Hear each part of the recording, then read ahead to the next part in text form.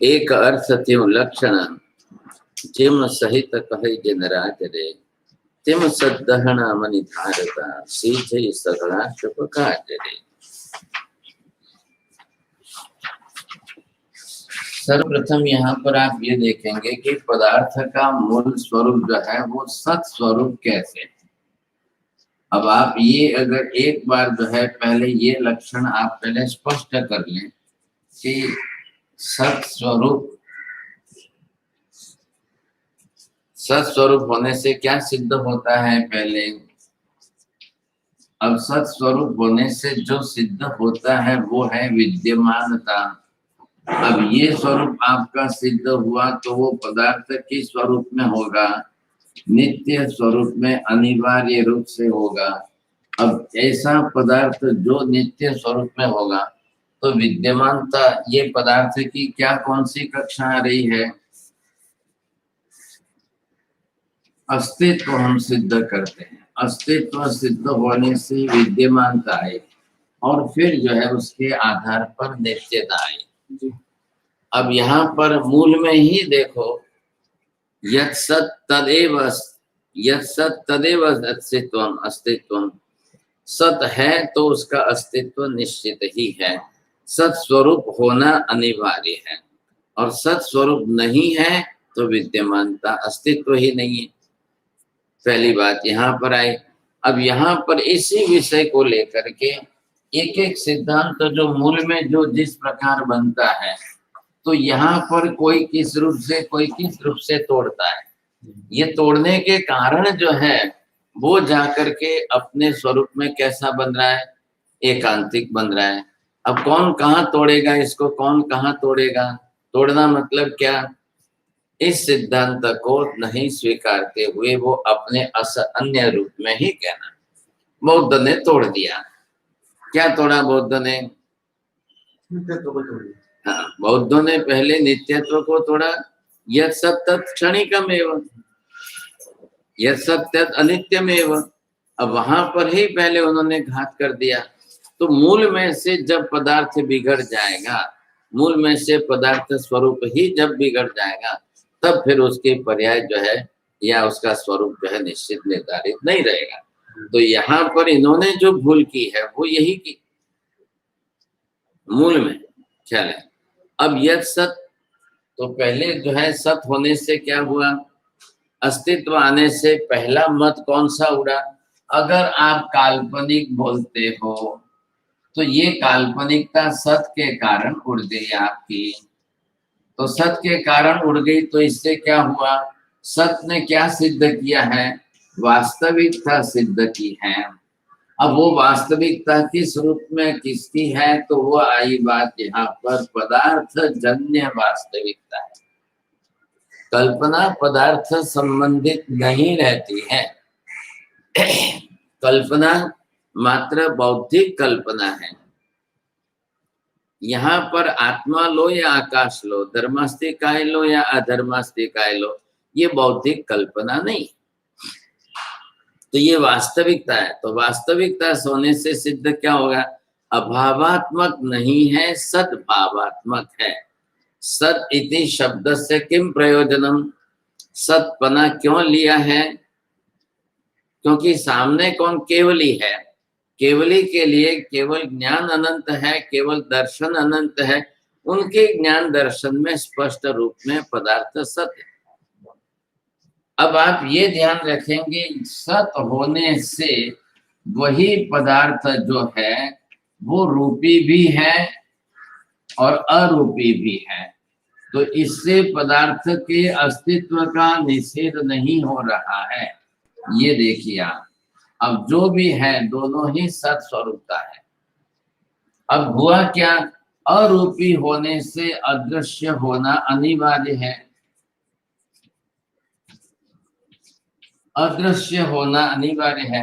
अरूपी होने से वही पदार्थ अमूर्त होना अनिवार्य है। अमूर्त होने के कारण क्या हुआ, अमूर्तपना क्या कह रहा है, जिसका कोई आकार प्रकार नहीं है, ये नहीं आ रहा है, इसलिए वो अपने आप में अमूर्त है। दोनों अलग अलग है। क्या है, अदृश्य होने के लिए अरूपीपना है, अरूपीपना होने के लिए अमूर्तता है, लेकिन इससे सत को बाधा नहीं आ रही। बात क्या समझनी है, सत को बाधा नहीं आ रही है। इन्होंने क्या कर दिया, अरूपी होने से बुद्धि ग्राह्यता नहीं आ रही है, तो इन्होंने जो है अनित्य को ही, क्षणिक को ही सत स्वरूप दे दिया। यह सत क्षणिक में, जब आप क्षणिकता कह रहे हो तो अनित्यता आएगी क्या? अनित्यता कह रहे हो तो क्षणिकता आएगी क्या? सोचना, बुद्धि से विचार करना है। तो ये क्षणिकता अनित्यता ये परस्पर कार्य कारण भाव बनता है क्या? ये पहले आपको देखना है। तो क्षणिक है वो नित्य कार्य कारण भाव है। क्षणिकता से अनित्यता आती है या अनित्यता से क्षणिकता आती है? अनित्यता और क्षणिकता ये पदार्थ है, गुण है, पर्याय है कि धर्म है? बरोबर ख्याल है। धर्म किसका होता है? आप धर्म के अभाव से धर्मी का अभाव सिद्ध करना, ये कौन सी बुद्धिमत्ता है? एक धर्म अनेक वस्तुओं में रहता है, एक धर्म एक ही वस्तु में नहीं। गुण, विशेष गुण जो होता है वो एक में ही रहता है, वो दूसरे में नहीं जाता है। लेकिन धर्म जो है वो सब में जाएगा। ये फर्क है, आपको ख्याल आया? तो धर्म का होना, तो धर्म पदार्थ, पांचों पदार्थ अस्थि कायात्म, तो नित्यता तो सब में जाएगी, विद्यमानता सब में जाएगी, अस्तित्व सब में जाएगा, सत स्वरूपना सब में जाएगा। क्यों नहीं जाएगा? सबके अंदर बरोबर जाएगा सब। तो ये होना ही होना है, ये रहना ही रहना है, साथ में ही है इसका, इसके साथ इसका भेद नहीं कर सकते हम। तो पहले आपने क्षणिकम किसको कहा? द्रव्य को कहा कि धर्म को कहा कि गुण को कहा कि पर्याय को कहा? तो पदार्थ किस रूप में है? केवली ने क्या विशेषता की? पदार्थ को उत्पाद्वय द्रव्यात्मक कहा। अब वो रूपी क्यों नहीं कहा, रूपी अरूपी क्यों नहीं कहा? वो एक धर्म है। अरे ख्याल में, रूपी अरूपी होना यह एक धर्म है। और रूपी अरूपी परस्पर विरोधी हुए कि नहीं हुए? तो धर्म तो सभी परस्पर विरोधी होंगे। आप एक भी धर्म का नाम बोलो वो जोड़ी में ही आएगा। जोड़ी मतलब परस्पर विरोधी और ये साथ में रहेंगे, दोनों साथ में आएंगे तो जोड़ी बनेगी, नहीं तो नहीं बनेगी। शीत उष्ण आपने कहा तो ये जोड़ी के रूप में साथ में है, तो सब साथ में ही रहेंगे सब। अब ये निश्चित हो गया, तो निश्चित हो गया तो जोड़ी के रूप में आए तो उसको साथ में रहना अनिवार्य। वो है क्या? धर्म धर्मी के द्योतक होते हैं। लिखो आप,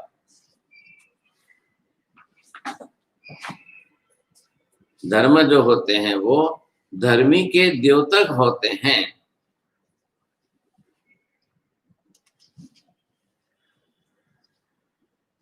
अब धर्म धर्मी का कौन सा संबंध हुआ?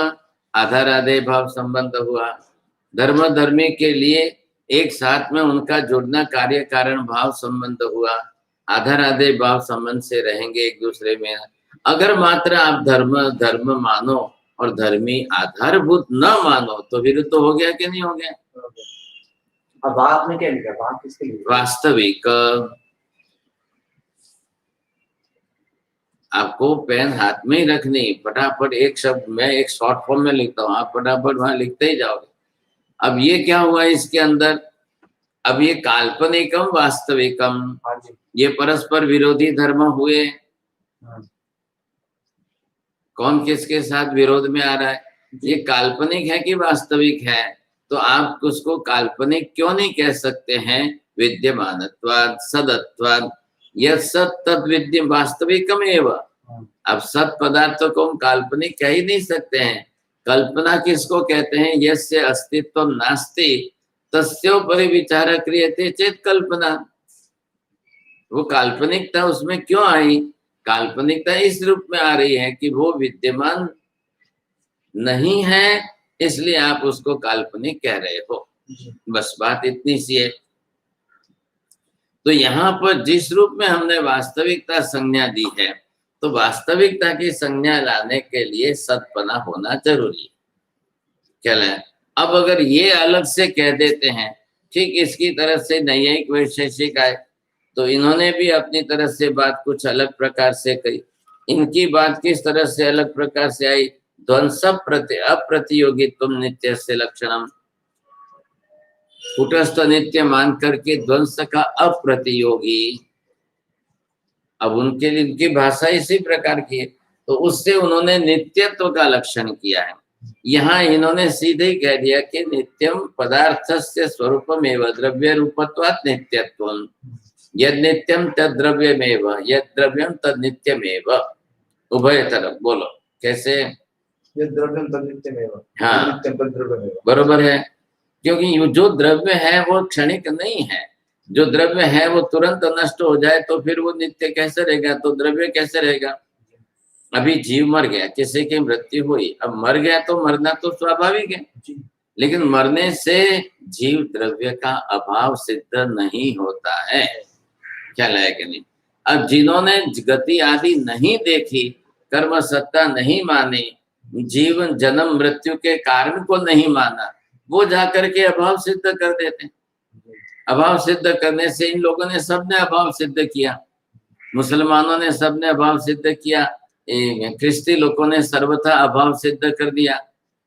क्या है? मरने के बाद कोई गति नहीं, मरना मृत्यु नहीं है, कोई गति नहीं, जस्ट ही स्लीपिंग इन द ग्रेव, बस वो कब्र में सोया है। अब वो कब तक सोता रहेगा? The day of judgment will come when the God come again back and he will awake all these person, those who are sleeping in the grave. The God will come and he will utter the word, yes, awake, चलो उठो, खड़े हो जाओ। वो सब उसमें से खड़े हो जाएंगे, फटाफट उसमें से खड़े। ऐसी उन्होंने कल्पना कर ली। चला, इसलिए वो लोग क्या कहते हैं, हम जलाते नहीं हैं, हम उसको बहुत सुरक्षित कर करके एक लकड़े के पेटी के अंदर रख करके जमीन में सुला देते हैं। He is sleeping in the dark sleep, sound sleep, बस वो उनका ये मैं कहना है।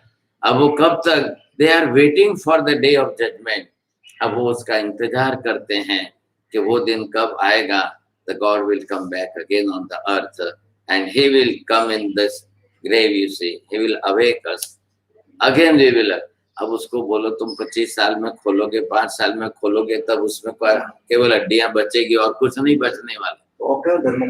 क्रिश्चियन धर्म, हाँ, मुसलमान पर बे एक जेरोक्स है का बंदे एक बीजानी जेरोक्स, खाली भगवान के नाम अलग है और भगवान के नाम अलग होने पर दुश्मनी इतनी है कि एक दूसरे को मारने पर तुले होते हैं। क्या नहीं, मरना नहीं बोलना है। क्या है? मरे वरे कुछ नहीं है साहब, तो फिर क्यों जलाना? जलाएंगे क्यों? मरे थोड़ी है क्या? हाँ, तो ये ईश्वर की इच्छा है। He is sleeping, बस जस्ट स्लीपिंग, वो उसकी नहीं आत्मा कुछ। लेकिन वदतो व्याघात है। फिर जाओ तो बाइबल में स्वर्ग नरक का वर्णन है, और मुसलमान तो सबसे ज्यादा स्वर्ग की इच्छा पर ही जीते हैं। ये क्यों आतंकवादी बनते हैं? तो क्या आतंकवादी बन करके काफर को मारेंगे तो ही स्वर्ग मिलेगा? हाँ। अच्छा, स्वर्ग में क्या है? अप्सराएं, वो 72 हूर कहते हैं, हूर, 72 हूरों के वहां जाएगा तो एक एक अप्सरा आएगी, कोई पैर दबाएगी, कोई सिर दबाएगी, कोई मालिश करेगी, कोई मसाज करेगी, कोई ये करेगी। वहां जो सुख मिलता है वो उसको ऐसा लड्डू दिखाया, उनको लोभक, एकदम लोभ करने वाला लड्डू दिखाया है, इसलिए उसको उसकी चाहना में वो आतंकवादी बन। एक घर का इकलौता युवक, वो बेटा जो है उसको ये मानसिक ट्रेनिंग देते हैं, हैमरिंग करते हैं मानसिक, वो जा करके उनके यहाँ पर आतंकवादी बनता है। फिर उसको शस्त्र अस्त्र देकर सिखाते हैं। अब शस्त्र देकर सिखाते हैं, जाओ हिंदुस्तान में घुसो, तुम कितने को मार के आते हो उतना ऊंचा स्वर्ग मिलेगा। अब रात दिन जैसे हमारी धार्मिक पाठशाला कैसे चलती है, वैसे उनकी मस्जिद में मदरसे के अंदर यही सिखाया। मदरसा, उसको पाठशाला को मदरसा कहते हैं। अब जो छोटे बच्चे होते हैं ना, ऐसे ऐसे घूमते रहते हैं, उनको घूट करके वही पिलाया जाता है। बस रात दिन यही पिलाया जाता है। अब रात दिन पिला पिला करके उनको ऐसा मानसिक तैयार किया जाता है कि वो कट्टरवादी बन करके उसी दिशा में जाए और वो समझते हैं कि वाह भाई वाह, हम सीधे अल्लाह को प्यारे हो जाएंगे, अब सीधे हम स्वर्ग में चले जाएंगे, फिर अल्लाह हमको वहां पर इतनी इतनी सुख समृद्धि दे देगा। तो यहाँ के दुख दर्द में से इसमें से छूटने के लिए तो ये अच्छा है ना, चलो 2 5 10 को मार के आओ।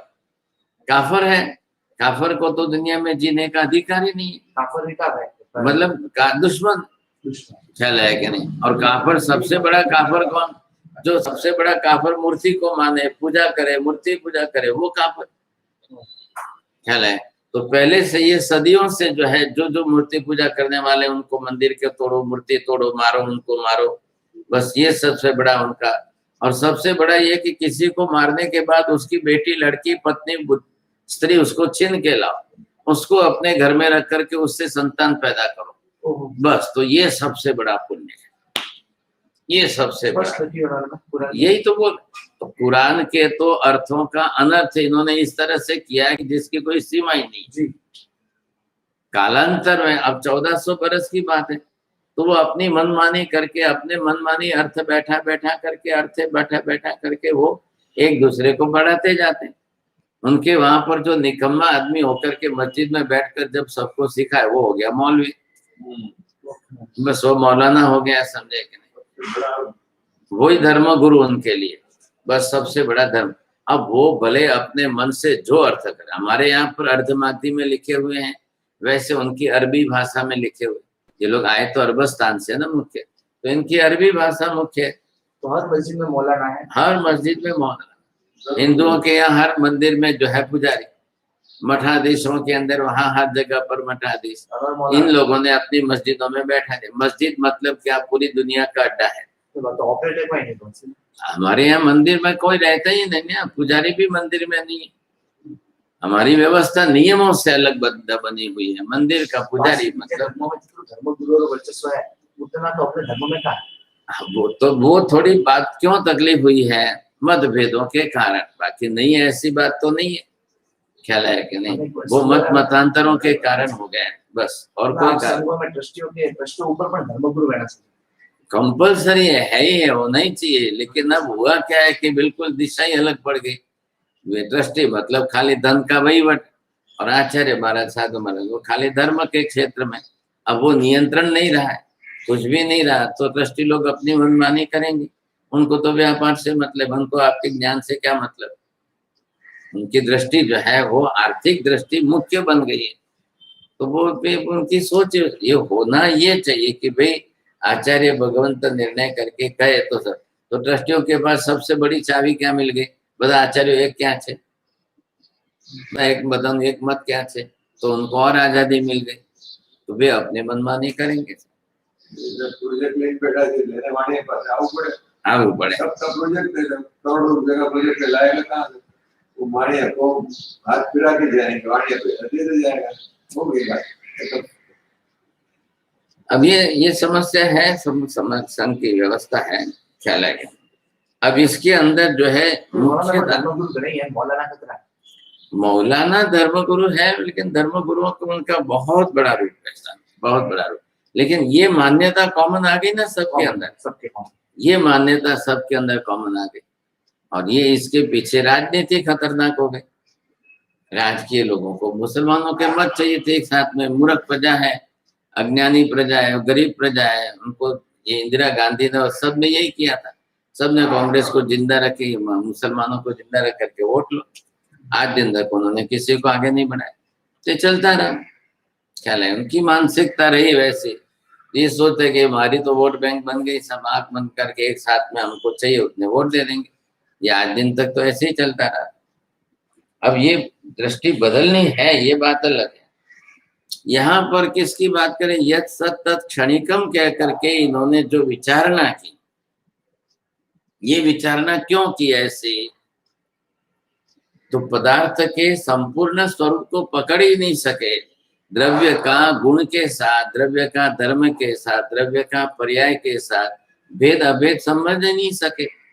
वहां इन्होंने विरोध कर दिया, वहां विरोध करके धर्म को ही पकड़ के रख लिया। क्षणिकम धर्म है, नित्यत्व धर्म है, तो धर्म को ही पकड़ के लगा।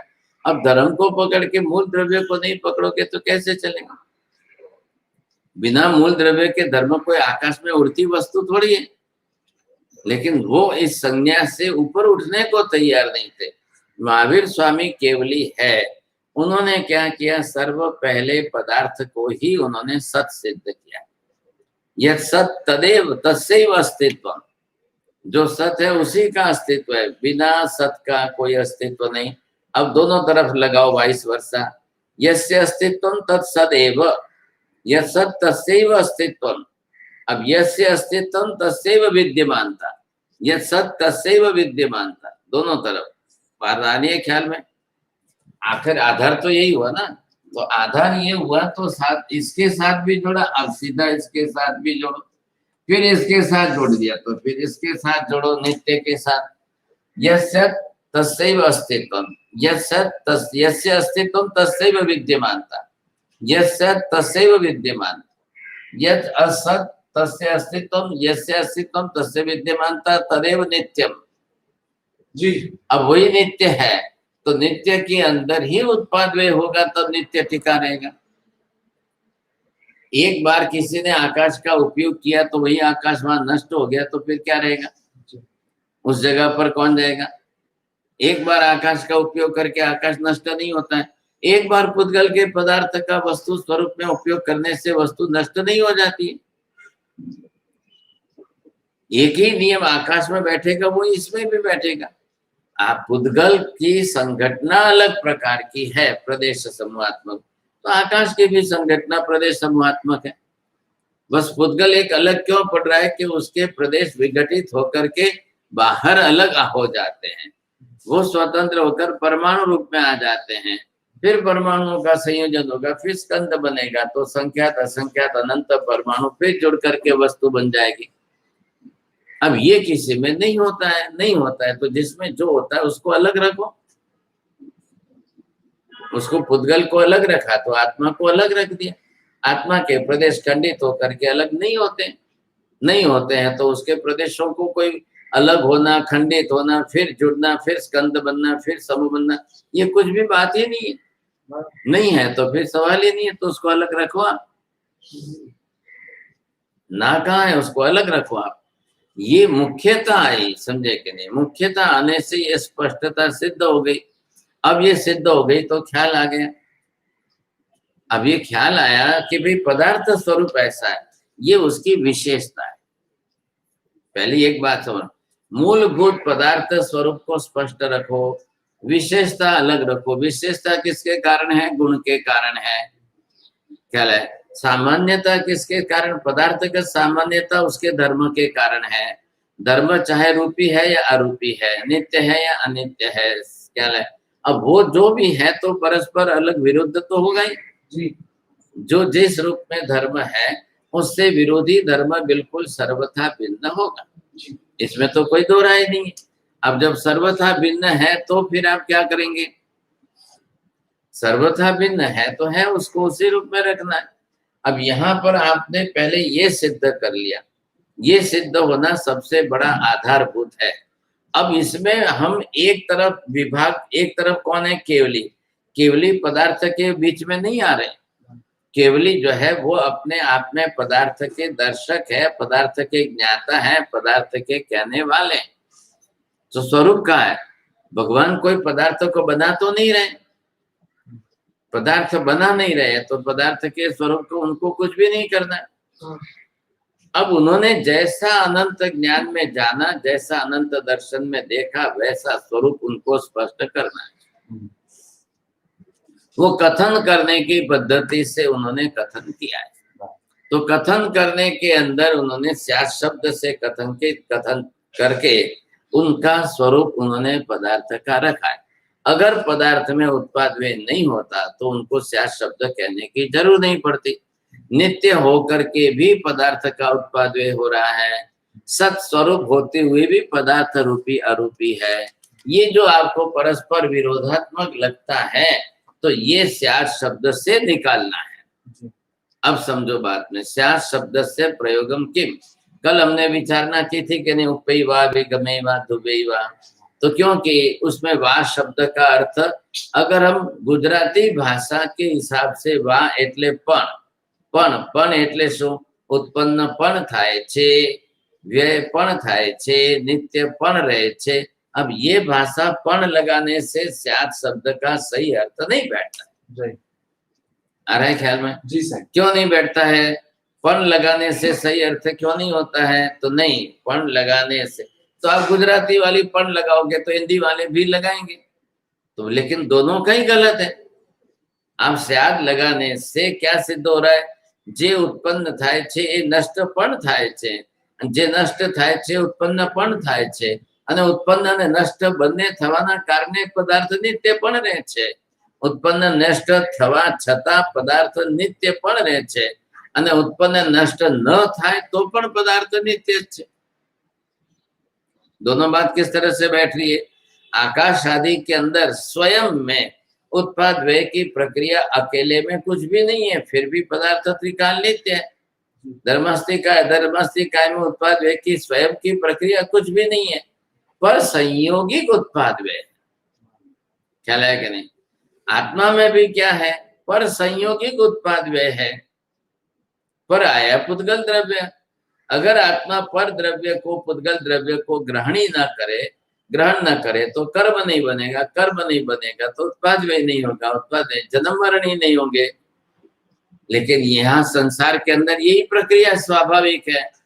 बिना जन्म मरण की एक भी आत्मा नहीं है, बिना पुद्गल द्रव्य के संग स्पर्श संबंध की एक भी आत्मा नहीं है, अनादि काल से ही नहीं है, मूल से ही नहीं है। तो ये स्वरूप पहले है, तो मूल में ही आत्मा होते हुए पर पुद्गल द्रव्य से संसक्त है। मूल में ही आकाश अपने आप में होते हुए जीव पुद्गल के आधार पर जो है आधे पदार्थों से संबंधित है। ऐसा 14 राजलोक का एक भी आकाश प्रदेश नहीं है कि जहां किधर जीव या पुद्गल का संग संबंध स्पर्श न हो। ऐसा है ही नहीं। क्यों नहीं है? क्योंकि आकाश प्रदेश लोकाकाशगत प्रदेश असंख्य, धर्मास्तिकाय के प्रदेश असंख्य है, और जीव अनंत अनंत रह रहे हैं। पुद्गल के परमाणु अनंत अनंत रह रहे हैं, और पुद्गल के परमाणु में अनंत अनंत में गति आगति की क्रिया निश्चित होती है। ख्याल है कि नहीं? पुद्गल के अंदर गति आगति की क्रिया निश्चित होती है, तो आकाश प्रदेश भी पुद्गल से अस्पृष्ट नहीं है। मतलब क्या? एक भी आकाश प्रदेश पुद्गल द्रव्य से अस्पृष्ट नहीं है। वैसे ही धर्मास्तिकाय अधर्मास्तिकाय का भी एक भी आकाश प्रदेश पुद्गल द्रव्य से अस्पृष्ट नहीं है। वैसे ही जीव द्रव्य से, अब ये तीनों के साथ में देख लो, अब ये हो गया लोकाकाश। सभी जगह आकाश के अंदर सभी जगह पुद्गल है। हाँ, वगर स्पर्शनो। हाँ, अब ये देखो, ये क्या बना है मैंने? अभी ये आकाश प्रदेशों की रचना की। अब ये आकाश प्रदेश है, अभी किसकी बात चल रही है? लोकाकाशगत में। अलोक की बात तो नहीं कर रहे हम। अलोक के अंदर तो अनंत आकाश प्रदेश है। जब वहां धर्मास्तिकाय अधर्मास्तिकाय ही नहीं है, तो बिना उसके जीव और पुद्गल की गति आगति नहीं होगी। तो यहाँ 3 पदार्थ इकट्ठे हुए, इतने की बात करो। अब ये बाहर की बात नहीं करेंगे आप, तो बाहर के अलोकाकाश की बात नहीं करो, तब यहाँ पर ये हो गए प्रदेश। अब ये प्रदेश किसके हैं? एक तो बन गया आकाश, यही दूसरा प्रदेश बन गया धर्मास्तिकाय, और यहाँ पर ही तीसरा आ गया अधर्मास्तिकाय। पहली बात तो इन तीनों को ही पदार्थ मानने के लिए बाकी कोई राजी नहीं है। अब यह सत तत् क्षणिकम ये अर्थ कर करके बौद्ध जो है इन 3 द्रव्यों को कैसे सिद्ध करेंगे?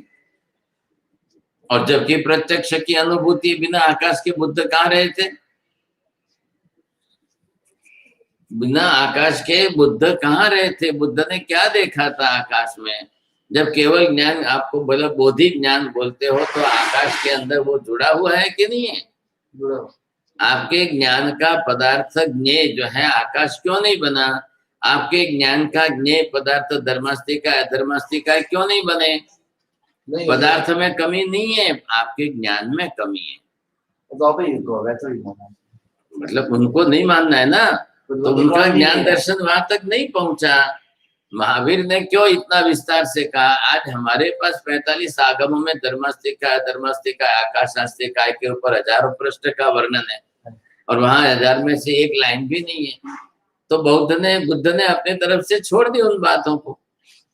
बुद्ध को मौन रहना पड़ा कि बुद्ध का मौन रहना मजबूरी था। जी सर। ये मत सोचे कि बुद्ध ध्यान में इसलिए मौन है। हाँ मौनत्वात् ध्यानम वा ध्यानत्वात् मौनम। बुद्ध मौन क्यों है, क्यों नहीं बोल रहे हैं? अल्पज्ञत्वात् मौनम। उनमें उनका ज्ञान जो है इतना विशाल व्यापक नहीं है कि इन पदार्थों को, ऐसे पदार्थों को पकड़ सके। जी सर। ऐसे पदार्थों को पकड़ने के लिए, समझने के लिए, देखने के लिए, जानने के लिए केवल ज्ञान, केवल दर्शन ही अनिवार्य है, उसके बिना संभावना नहीं है। नहीं है तो फिर क्या करना? ये 3 पदार्थ। अब इधर देखो, ये प्रदेश जो है आकाश के प्रदेश में, लोकाकाश में ये प्रदेश कितने हुए? इसके प्रदेश धर्मास्तिकाय के प्रदेश, अधर्मास्तिकाय के प्रदेश। अब इन सब के प्रदेशों का प्रमाण देखो तो ये कितना होता है? अब सब के प्रदेश इनके असंख्य हो गए। अब धर्म आकाश के भी प्रदेश, लोकाकाश, पहले ये लो। अब लोकाकाश के भी प्रदेश असंख्य हुए, इसके भी प्रदेश असंख्य हुए। तो ये तीनों के प्रदेश असंख्य हुए, लेकिन अंदर रहने वाले ये जो हम जीव कहते हैं, अब ये जीव तो है ही अनंत अनंत है। निगोद के अंदर अनंत निगोद की कक्षा है वहां पर। अब ठीक इसी तरह से सब जगह पर ये पुद्गल के परमाणु ये भी अनंत अनंत अनंत है। तो कौन सा आकाश प्रदेश एक भी जो है अस्पृष्ट रहेगा, जहां जीव का या पुद्गल के परमाणुओं का स्पर्श न हो, ऐसा एक भी आकाश प्रदेश नहीं है। ख्याल है? अब नहीं है, एक बात तो ये हो गई। और इधर से ये जीव यहाँ गया, इधर से ये जीव यहाँ आया, इधर से ये जीव यहाँ गया, इधर से ये पुद्गल परमाणु यहाँ गया, इधर से ये पुद्गल परमाणु। तो सबकी गति आगति जो है वो आकाश प्रदेश की संरचना के आधार पर। ख्याल है? सबकी गति आगति आदि आकाश प्रदेश की धर्मास्तिका अधर्मास्तिका तो केवल सहायक साधन है जी, वो सहायक मात्र साधन। अब ये निरंतर गति वाले, आज जाकर सिमंदर स्वामी को पूछिए कि हे भगवान, अनंत अनंत पुद्गल परावर्त काल में एक समय भी ऐसा रिक्त खाली गया है कि जिस समय जीव या पुद्गल परमाणुओं की गति आगति न हुई? बोलो, प्रश्न बोलो। भगवान ऐसा एक ही समय खाली गया है जहाँ पर पुद्गल परमाणु की गति आगति ना हुई हो? अनंत पुद्गल परावर्त काल में एक भी समय ऐसा गया हो? हाँ, अब नहीं हुआ ना, एक भी समय खाली जाना संभव ही नहीं है। ये निरंतरता बनी ही रहती है पूरे 14 लोगों में। हाँ, तो लोकाकाश तो इतना ही है, प्लस नाड़ी के अलावा भी। अब इनकी अरे भाई आप ऐसा क्यों बोलते हो? क्यों बात उधर ले गए? जब 14 राजलोक की बात होगी, असंख्य प्रदेशों की बात चल रही। अब इतने लंबे 14 राजलोक के असंख्य प्रदेशों में निरंतर गति आगति हो रही है। इस गति आगति के कारण आकाश में, धर्मास्तिकाय में, अधर्मास्तिकाय में उत्पाद व्यय की प्रक्रिया भी निरंतर हो रही, निरंतरता आ गई। अब इसके कारण ज्ञेय बदला, तो ज्ञेय के अंदर जो उत्पाद व्यय आया, तो केवली के ज्ञान में उत्पाद व्यय की प्रक्रिया हुई कि नहीं हुई? अब वही केवली सिद्ध अवस्था में बैठे हुए हैं। केवली संसार में हो, सशरीरी हो कि अशरीरी मोक्ष में हो, क्या फर्क पड़ता है केवल ज्ञान को? केवल ज्ञान, केवल दर्शन तो एक ही है। ये दर्पण मैं यहाँ रखूं, ये दर्पण आपके वहां पर ले जाऊं, ये दर्पण किसी के घर में ले जाऊं, ये दर्पण किसी के हॉल में ले जाऊं, दर्पण का कार्य सब जगह पर एक सरीका एक जैसा ही रहेगा, क्या फर्क पड़ने वाला है? उसकी तो व्यापकता है ना सर, कार्य क्षेत्र की। तो ये आकाश क्षेत्र है। इधर देखो, अब आकाश में धर्मास्ति काय में, अधर्मास्ति काय में, तीनों के गुण मात्र सहायक है, कर्ता भाव नहीं है। कर्ता भाव नहीं होने से क्रिया के माध्यम रहे तो क्रिया के कर्ता तो जीव और पुद्गल है। अब जीव और पुद्गल ही गति आगति और अवगाहना की क्रिया करने वाले, और वो प्रतिक्षण हो रही है, प्रतिक्षण नहीं प्रति समय हो रही है। अब प्रति समय हो रही है तो ज्ञेय के अंदर उत्पाद व्यय बदल रहा है। तो निरंतर जिसमें उत्पाद व्यय की प्रक्रिया होती ही जा रही है, होती ही जा रही है, रुकती ही नहीं है, रुकती ही नहीं है, वो निरंतरता जो उसकी बनी हुई है, तो वो निरंतरता जो बनी हुई है तो वो सतत रहेगी। अब इसके कारण उत्पाद व्यय होगा, उत्पाद व्यय होगा तो केवली के ज्ञान दर्शन में उत्पाद व्यय में भी पर्याय का परिवर्तन होगा। किसका? आप समझते क्यों नहीं हो? ध्यान दो। केवली के ज्ञान दर्शन में ज्ञेय का उत्पाद व्यय हुआ कि नहीं हुआ? अभी सिद्ध की आत्मा क्या है? क्षेत्रावगाहन से स्थिरता नित्य है, लेकिन उनके आत्मा प्रदेशों में भी उत्पाद व्यय की प्रक्रिया ज्ञेय परिवर्तन से निरंतर चल रही है। क्यों चल रही है? कि सिद्ध की आत्मा इस समय एक दर्पणवत है, और एक दर्पणवत होकर के पूरे 14 राजलोक के समस्त प्रदेशों में जो उत्पाद व्यय प्रति समय हो रहा है वो सब उनके ज्ञान दर्शन में स्पष्ट हो रहा है। अब इधर देखो, आप ये 14 राजलोक के अंदर जितना उत्पाद व्यय हो रहा है, अब केवली को कितना दिखा? एक समय में अनंत पर्यायों का उत्पाद व्यय हो रहा है, अनंत का। इसलिए अब उनके पास बोलने में, श्रुत ज्ञान में उनके पास बोलने में शब्द अनंत के सिवाय दूसरा कुछ भी नहीं है। भाई आपका केवल ज्ञान, केवल दर्शन आपके पास अनंत है, लेकिन बोलते समय आपको श्रुत ज्ञान में, भाषा में तो शब्द प्रयोग ही करना है। महावीर स्वामी की आत्मा में केवल ज्ञान, केवल दर्शन है, बोलना तो मुंह से है ना, शरीर तो यही माध्यम है। सिद्ध क्यों नहीं बोल पाते हैं? शरीर नहीं है। यहाँ के केवली क्यों बोलते हैं? उनके पास शरीर है। तो ज्ञान आपकी आत्मा में, और शरीर तो पुद्गल का बना हुआ पिंड है, तो शरीर से ही आपको बोलना है। शरीर से जब बोलना है तब आपको लक्ष्य देना है उसके अंदर। अनंत पर्याय को एक साथ जानते हैं। हाँ, जब जब ये में परिवर्तन होता रहता है तब तक उनके ज्ञान में परिवर्तन होने से उनमें भी उत्पाद व्यय होता है। बराबर। अब जो केवल ज्ञानी तो अनंत पर्याय को एक साथ जानते हैं, बराबर, तो एक साथ जान ही रहे तो परिवर्तन होगा क्या? समझो कि मेरे परिवर्तन क्या होगा? मेरे अनंत पर्याय को जान रहे भूतकाल के, और मेरे भविष्य के अनंत पर्याय को एक साथ जान रहे, और ऐसे सभी जीवों के जान रहे। तो भूत, भावी और वर्तमान तीनों का जानने से वो तो जब जो भविष्य में परिवर्तन होने वाला है वो तो उनको अभी दिख रहा है ना कि क्या परिवर्तन होगा, तो फिर पर्याय में परिवर्तन कैसे? सब मैं गया जन्म में कुत्ता था, उससे पहले मैं गधा था, तो सभी एक साथ मेरे अनंत पर्याय दिख रहे हैं। और भविष्य में मैं क्या बनने वाला? वही तो देखो ना, अनुगतता द्रव्य में है और उत्पाद व्यय के साथ पर्याय का परिवर्तन है। तो पर्याय के परिवर्तन से ही तो उनको दिख रहा है, लेकिन उसके अंदर पर्याय का परिवर्तन अनंत बार होते हुए उसके अंदर अनुगत बुद्धि द्रव्य की एक सरीकी दिख रही है। वो बराबर, वो कोई प्रॉब्लम नहीं। वो भूत, भावी, वर्तमान तीनों का जानते हैं। हाँ, तो तीनों का भेद कर सकते हैं कि नहीं? क्या समझो, मेरी अनंत तो भाई भविष्य मतलब ये हुआ अनागतत्वात् भविष्यम, जो पर्याय अभी नहीं घटी है, जो पर्याय अभी नहीं बनी है। आज की वर्तमान कौन सी है? आज की वर्तमान ये है, वर्तमान काल की वर्तमान पर्याय के बाद आगे जितनी होने वाली है वो भविष्य काल की है। तो ये भेद तो उनके ज्ञान दर्शन में स्पष्ट हो रहा है। बिना ज्ञान दर्शन के ये भेद का वर्तमान काल में आपको बीता हुआ भूतकाल दिखाई नहीं देगा। वर्तमान काल में आगामी भविष्य का हमको, हमारी बुद्धि में केवली के लिए क्या बाधा है? जब केवली एक एक द्रव्य को देख रहे हैं तो द्रव्य के अंदर उसके उत्पाद वे तो साथ में अखंड धारा में जुड़े हुए हैं, तो वो होते ही रहे, इसलिए उनको देखना है। ध्यान दो आप, केवली मात्र पर्याय नहीं देख रहे हैं, केवली मूल द्रव्य को देख रहे हैं। तो मूल द्रव्य के साथ उसमें होने वाले उत्पाद वे उसी द्रव्य के साथ जुड़े हुए हैं कि नहीं? जुड़े हुए। आपका जीव है, आपके जीव के साथ आपकी पर्याय जुड़ी हुई है। मेरा जीव है तो मेरे जीव के साथ मेरी पर्याय जुड़ी हुई है।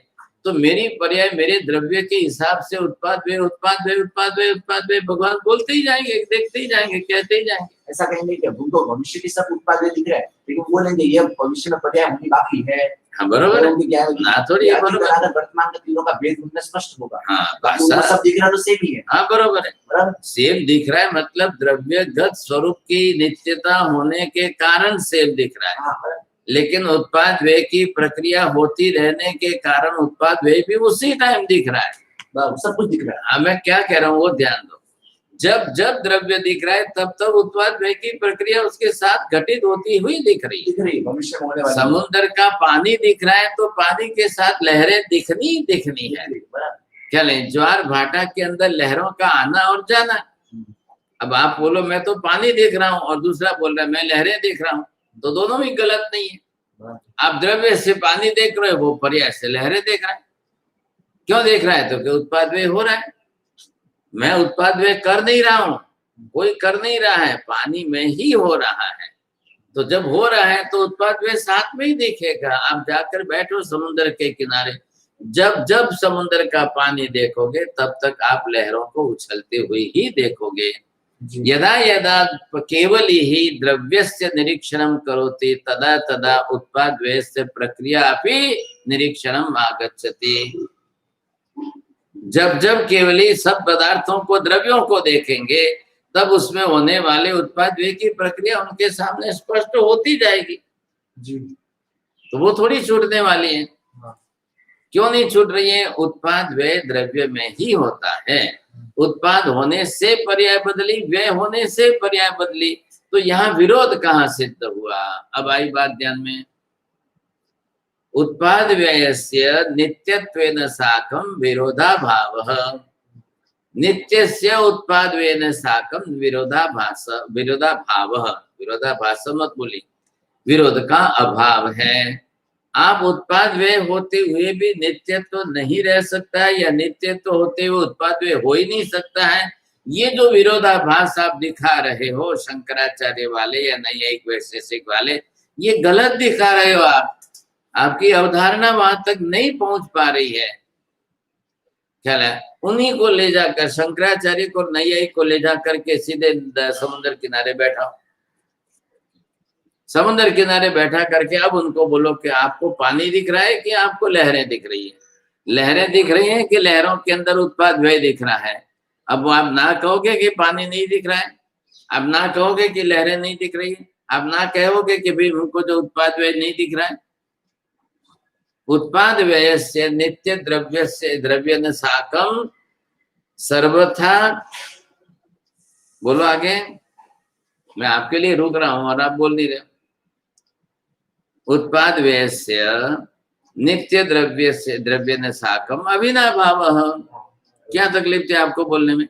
उत्पाद व्यय से द्रव्य नित्य द्रव्य साकम अविनाभाव मतलब क्या? उत्पाद व्यय के बिना नित्य द्रव्य रह ही नहीं सकता है।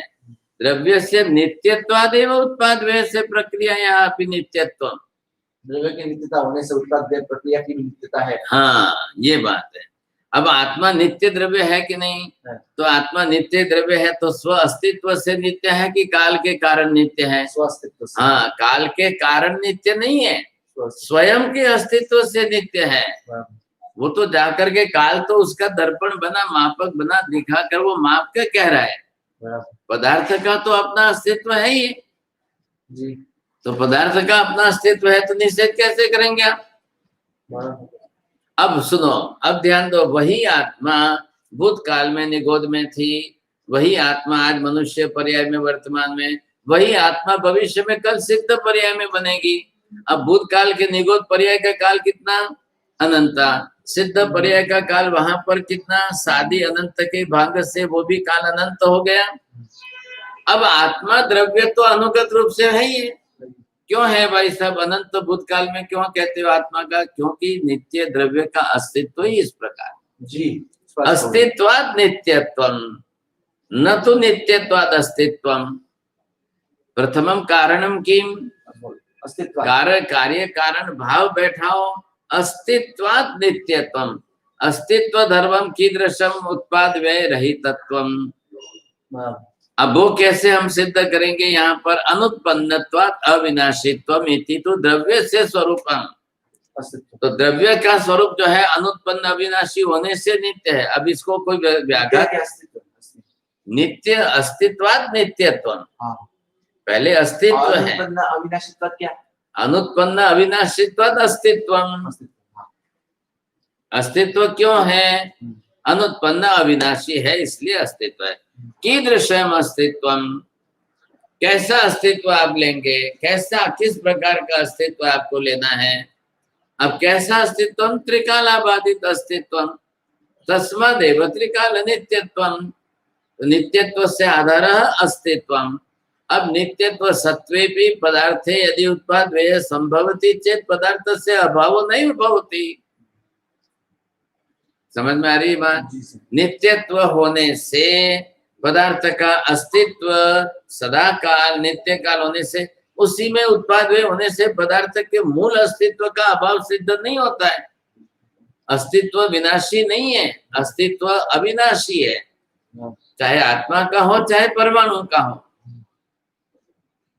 इसलिए उसका नित्यत्व बना रहा है। और ऐसे पदार्थ की पर्याय के रूप में उत्पाद व्यय होने से नित्यत्व का नुकसान नहीं हो रहा है। इसलिए पदार्थ का अस्तित्व उत्पाद व्यय होते हुए बना रहता है। अब ये आपको त्रिकाल, तीनों काल का एक साथ स्पष्ट होकर दिख नहीं रहा है, तो आपने उसका विरोध खड़ा कर दिया। उत्पाद व्यय सत्वे पे नित्यत्वम कथम संभवति, नित्यत्वम सत्वे पे उत्पाद व्ययत्वम कथम भवति, नित्यत्व सत्वे भी पर्याय परिवर्तनम कथम संभवति, पर्याय परिवर्तनम संभवति चेत नित्यत्वम कथम तिष्ठति। ये आपने बौद्धिक विरोध खड़ा किया है।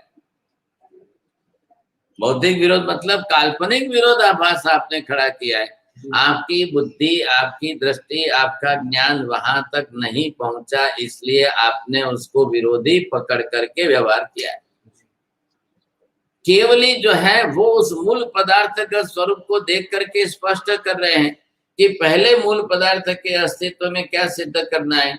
प्रदेश समूहात्मक पिंडत्वम।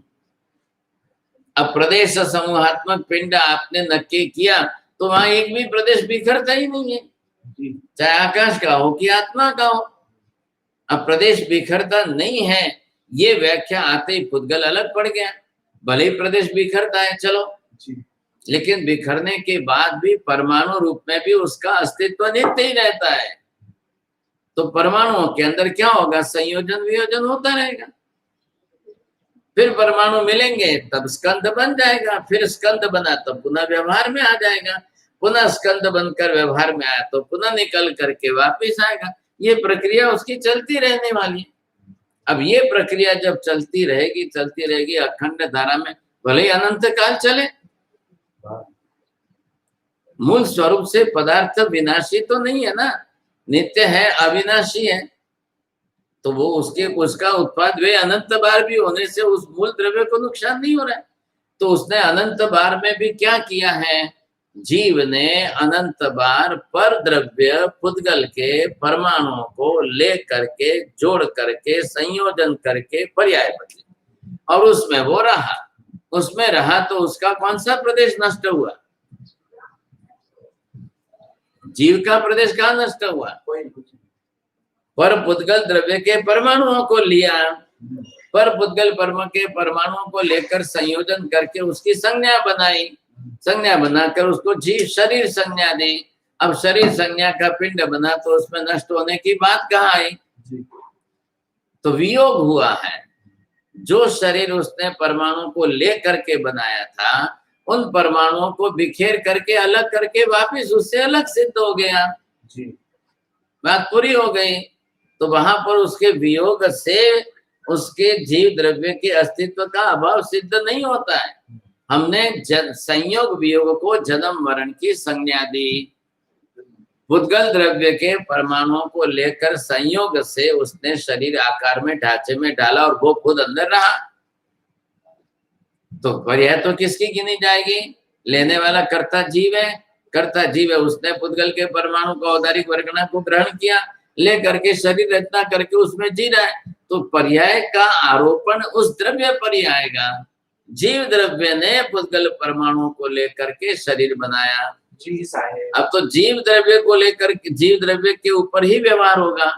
अभी आप पुद्गल को पुद्गल में कर्ता भाव नहीं होने के कारण जीव ले रहा है। जीव, पुद्गल ने अपनी तरफ से शरीर बनाकर नहीं दिया है, जीव ने अपना शरीर बनाया है रहने के लिए। तो अब जीव में पुद्गल का आरोपण होगा और पुद्गल के बने हुए शरीर में जीव भाव का आरोपण। अब ये भाषा व्यवहार चलेगा। भाषा व्यवहार के अंदर इस समय आप शरीर को मृत नहीं कहेंगे। वर्तमान में जीव जब शरीर धारण करके जी रहा है तब आप उसको पुद्गल की संज्ञा नहीं देंगे। क्यों? कि पुद्गल में जीव ने अपनी क्रिया चालू रखी है। इस शरीर को बना करके शरीर में रह करके जीव ज्ञान दर्शन आदि की अपनी क्रिया कर रहा है। इसलिए वर्तमान काल में जिसको मिश्र कहते हैं, सचित्त कहते हैं, मतलब क्या? शरीर में आत्मा को अपनी तरह से विकसित है, शरीर की क्रिया विकसित नहीं है, आत्मा क्रिया ज्ञान दर्शन आदि की विकसित है, सक्रिय है। अभी आप शरीर को पुद्गल नहीं कहेंगे, है बना हुआ पुद्गल का ही है, ख्याल है कि नहीं? है वर्ण गंध रस स्वर, उससे ऊपर ज्यादा व्यक्त जो है वो जीव के ज्ञान दर्शन आदि उसमें सक्रिय है। इसलिए आप उसको पुद्गल द्रव्य की संज्ञा देकर अभी जड़वत व्यवहार मत करिए। आ रहा है ख्याल में आपको?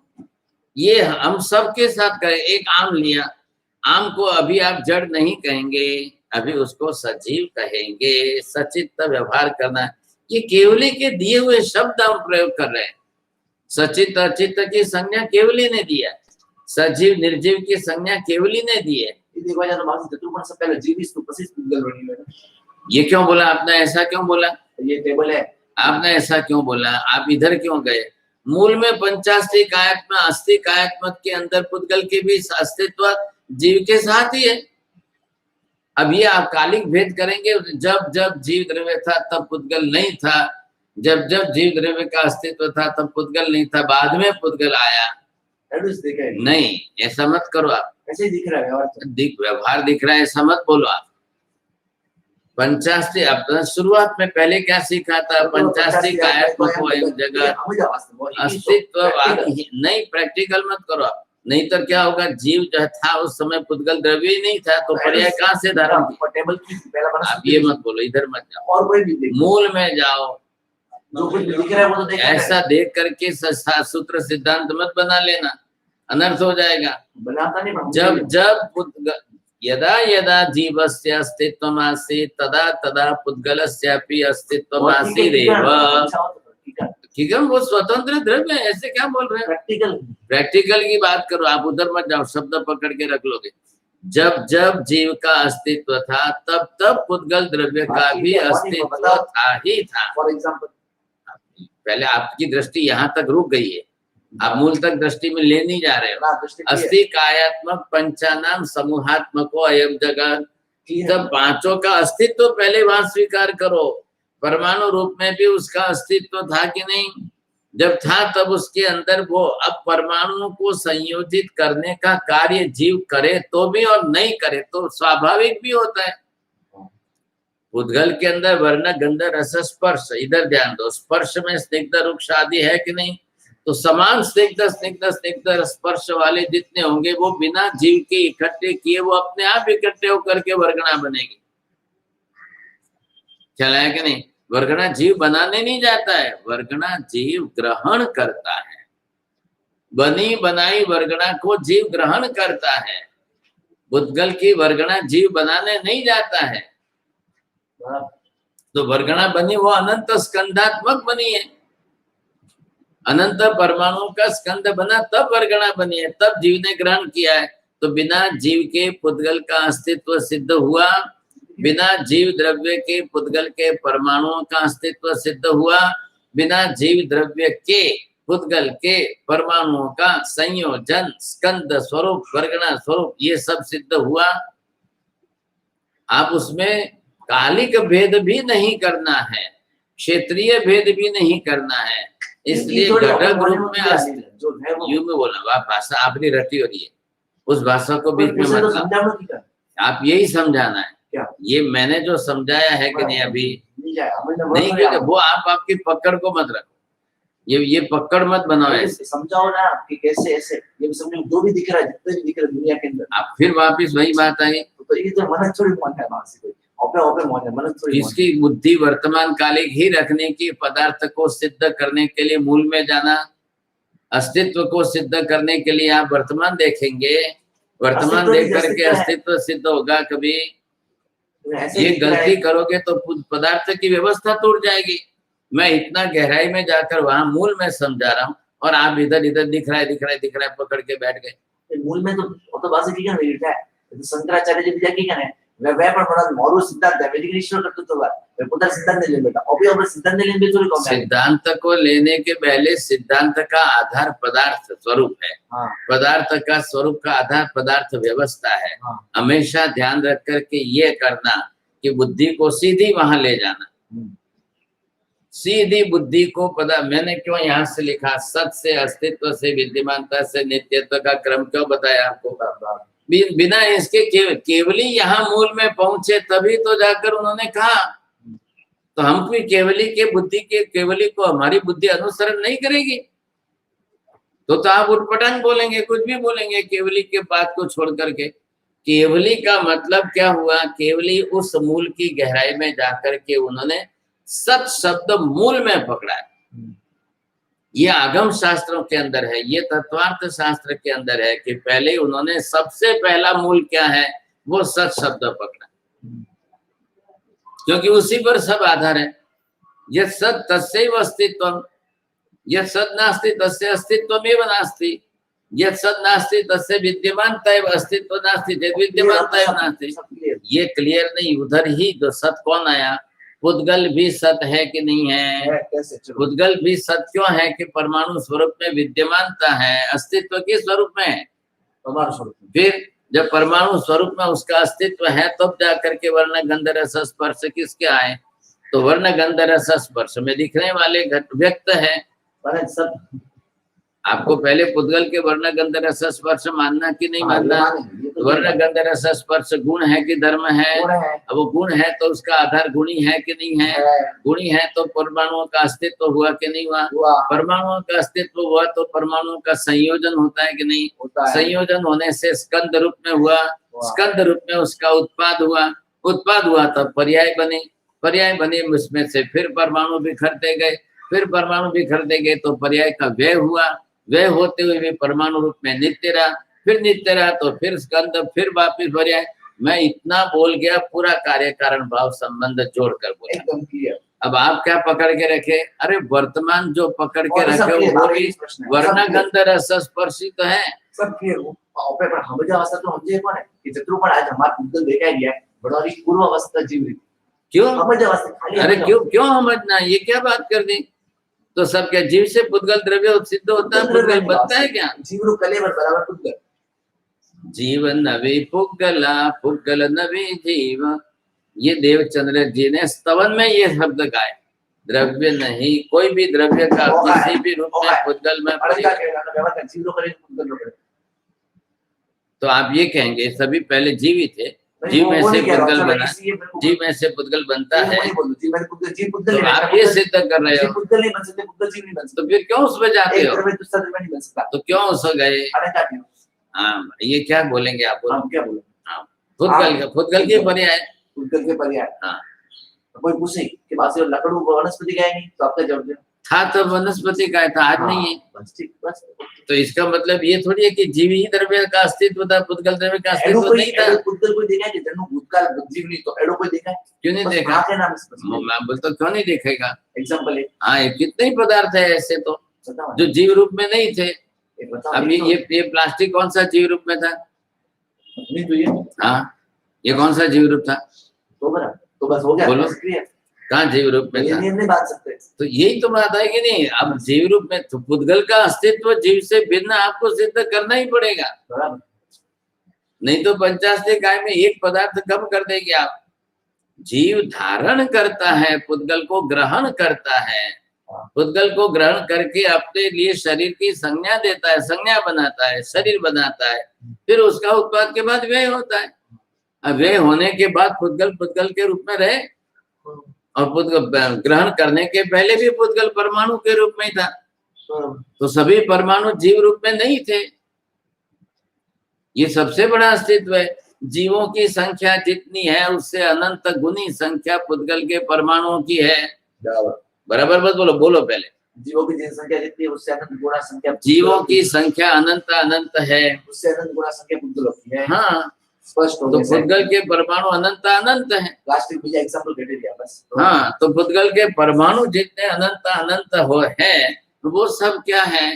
तो अनंत अनंत परमाणु के रूप में परमाणु उसकी पर्याय है जी। अब पर्याय है तो स्कंद उसका बनेगा, स्कंद बनेगा तो विघटित होगा, विघटित होगा तो पुनः उसके परमाणु बनेंगे। ये तो होना ही है। जी जी तभी तो जाकर पहले जीव से भिन्न स्वतंत्र अस्तित्व वाले पुद्गल द्रव्य को अनिवार्य रूप में स्वीकारना पड़ेगा। और इन दोनों का संयोग वियोग होता ही रहता है। अब इन दोनों का संयोजन वियोजन जब भी होता रहेगा, जिस तरह से होता रहेगा, तो वो किस रूप में आएगा? अलग अलग पर्याय बन करके सामने आएगा। भले ही आवे, इससे क्या हो गया? यहाँ पर मुख्य विषय क्या चल रहा है? हमने यहाँ पर क्या नित्य सिद्धि। अब आई बात किसकी? पदार्थ स्वरूप से आए उतरे अब किस में? पदार्थ व्यवस्था में। पदार्थ व्यवस्था में आए तब जाकर के ये व्यवस्था की प्रक्रिया आप करें। तो यहाँ पर इन्होंने क्या किया? ये जो है उन्होंने नित्य, मतलब जिसको हमने ध्रुव स्वरूप कहा है। अब ध्रुव स्वरूप कहते हैं उत्पाद होते हुए भी ध्रुव, और इधर दूसरी प्रक्रिया व्यय होते हुए भी ध्रुव। इनको क्या कहना? ये इसके साथ में विरोधी है, ये इसके साथ में विरोधी है। विरोधी होने से इनको क्या सिद्ध करना? इधर देखो, मतलब उत्पाद रहितम एवं ध्रुवम, व्यय रहितम एवं ध्रुवम। आप इस दोनों का बिल्कुल जो है उत्पाद व्यय न स्वीकारो, उसी को हम ध्रुव नित्य कहते हैं। अब ये बात बैठेगी? हाँ ना, नहीं बैठे। तो फिर कैसे बैठेगी? बोलो। नहीं बैठेगी। तो ये मैंने दीवार बनाई बीच की, ये किसके लिए है? ये एक पक्ष हो गया, ये एक मत बन गया। इन्होंने एक मत वाले ने अपना मत बनाया, ये एक दूसरा मत बनाया, ये इनको चला सा, तो इन्होंने अपना मत सिद्धांत में पकड़ा। एकांत व्यय स्वीकारने वाले बौद्ध बन गए। एकांत व्ययत्वादेव क्षणिकत्वम। अब आगे उन्होंने सर्वम शब्द जोड़ दिया। सर्वम शब्द से सिद्धांत को व्यापक बना दिया। यह सतत क्षणिकमेव। अब वो एक ही पक्ष ले रहे, एक ही पक्ष लेकर के चल रहे। तो एक व्यय के पक्ष से अनित्यता सिद्ध करने से ये आपको ध्रुवता है तो अनित्य होगी, ध्रुवता नहीं है तो अनित्य होगी। ये किसको सिद्ध कर रहा है? ध्रुवता जो है पहले मूल द्रव्य को सिद्ध कर रहा है। अब द्रव्य सिद्ध हुई तो ये इधर जो है इसकी जो है ये पर्याय बनी है। अब इसकी जो ये ध्रुव के द्रव्य की पर्याय जो बनी, इधर भी क्या हुआ? ये व्यय से ये भी क्या हुआ? ये भी जाकर के इसकी पर्याय बनी। अब पर्याय के अंदर व्ययत्व आया, इधर पर्याय में उत्पादत्व आया, तो फिर ये जाकर के उत्पाद व्यय, व्यय के साथ ये उत्पाद व्यय, ये चलते हुए आपके द्रव्य को हानि कहाँ हो रही है? कुछ भी नहीं हो रही है। तो वो नहीं मानते हैं, बात इधर आ रही है। स्पष्ट। अब यहाँ पर उत्पाद व्यय से जो पर्याय बनी, अब जो संज्ञा बनेगी उसकी, वो संज्ञा जो है वो तो बदलेगी। जी जी। क्या लगेगा? क्योंकि जीव ने उत्पाद व्यय करके अपनी पर्याय बदल दी, तो जब जब पर्याय बदलेगी तब तब उसकी संज्ञा बदलेगी ही बदलेगी। जी। ये बात भी निश्चित हो गई। क्या है? संज्ञा तो परिवर्तन होना ही होना है, क्योंकि पर्याय का परिवर्तन हुआ। पर्याय बदली किसने? मूल द्रव्य ने। अब पर्याय बदलते हुए मूल द्रव्य को हानि कहाँ हुई? इधर देखिए, अब महावीर ने क्या कहा? हानि नहीं होने के लिए द्रव्य स्वरूप को कैसा बनाया?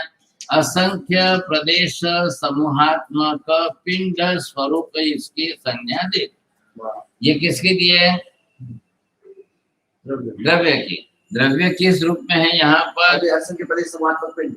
हाँ, तो समूहात्मक पिंड। अब इसमें उन्होंने जोड़ा क्या? एक अखंड शब्द और जोड़ा। तो अखंडितता आने से द्रव्य की नित्यता ध्रुवता बरोबर बनी रही। हाँ बात। तो द्रव्य की ध्रुवता तो नष्ट होती नहीं है। अब आप इसको दृष्टांत में लो, सोने का घड़ा, इन्होंने क्या दृष्टांत दिया है अलग से? वो तो बात इससे पहले नहीं आई तो आपने आसक्ति दे दिया। नहीं, अब पहले क्या आया था, फिर ध्यान में लो। पदार्थ स्वरूप था द्रव्य गुण पर्याय का। अभी ये क्या सिद्ध करे? उत्पाद व्यय द्रव्य की प्रक्रिया से। तो उत्पाद व्यय की द्रव्य की प्रक्रिया किस में घटेगी? फिर द्रव्य गुण पर्याय में ही आएगी ना। इसलिए वो दृष्टांत तो वही लेना पड़ेगा वापिस। इसलिए हमको लगेगा वही आ रही है, फिर थोड़ी बारीकी से सिद्ध करने जाओ। अब बात चल रही है उत्पाद व्यय द्रव्य की, पहले बात चली द्रव्य गुण पर्याय की। तो द्रव्य गुण पर्याय है किस स्वरूप में है? बीच में इन्होंने क्या हुआ, नए का विषय ले लिया। हाँ, तो नए के कारण जो है वो सीधे घुस गए। अब आप नया द्रव्यानुयोग बनाओ, बीच में से नए निकाल दो। पूरी पदार्थ स्वरूप और पदार्थ व्यवस्था दो को जोड़ करके एक विषय हो, नए का विषय अलग ग्रंथ में ले लो। अब ये तो उपाध्याय जी ऐसा बहुत बड़े महान विद्वान है, इन्होंने तो नए के ऊपर और अलग ग्रंथ बनाए। नए उपदेश भी ग्रंथ अलग, नया अमृत भी अलग बनाया साहब। ये तो उन्होंने अलग अलग बहुत किया। हमको क्या करना है, आप एक नया द्रव्यानुयोग बनाओ, आपको भी उपाध्याय जी पदवी पर दे देते हैं सब। क्या है तो वो क्या करना है, खाली बस इतना पदार्थ स्वरूप पदार्थ व्यवस्था, बस इतना ही बनाओ। आप समझे कि नहीं? आप ऐसा शेष करो, लिंक जुड़ जाए उसके साथ और पूरी अखंड धारा में आ जाए तो पदार्थ। क्यों?